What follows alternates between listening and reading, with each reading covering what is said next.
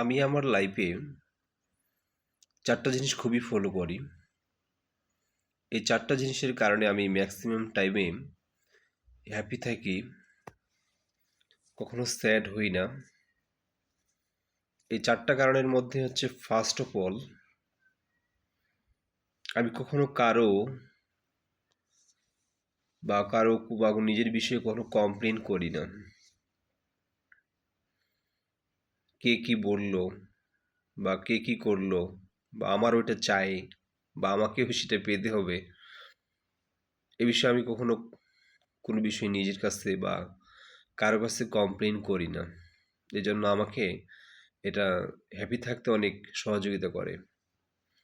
দ্বিতীয়ত হচ্ছে, যা কিছু হয় আমি ব্লাইন্ডলি বিশ্বাস করার জন্য ট্রাই করি।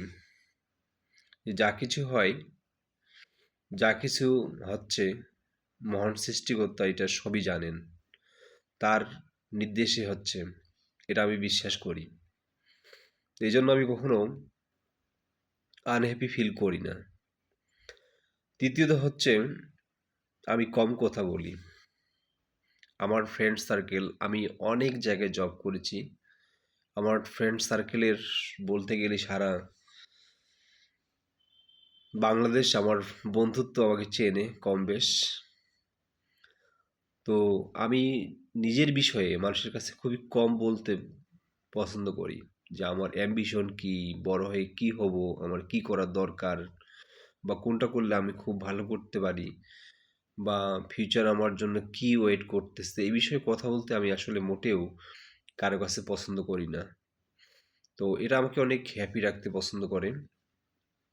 আর চতুর্থত হচ্ছে, আমি কোনো কিছুতেই ভয় ফিল করি না।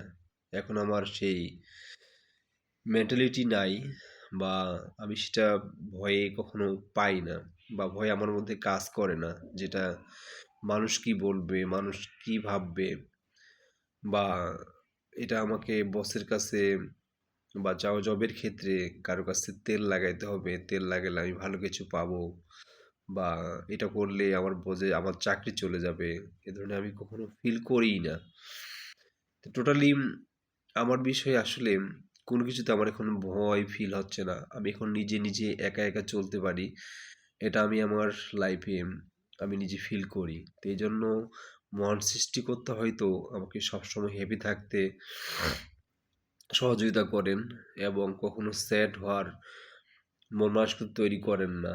তো আপনারা যদি এ ধরনের কখনো কোনো ধরনের হ্যাপি থাকতে ভালো কিছু ফিল করেন, সেটা যদি আমাকে কমেন্টে জানান, আমি খুশি হব। আল্লাহ হাফেজ।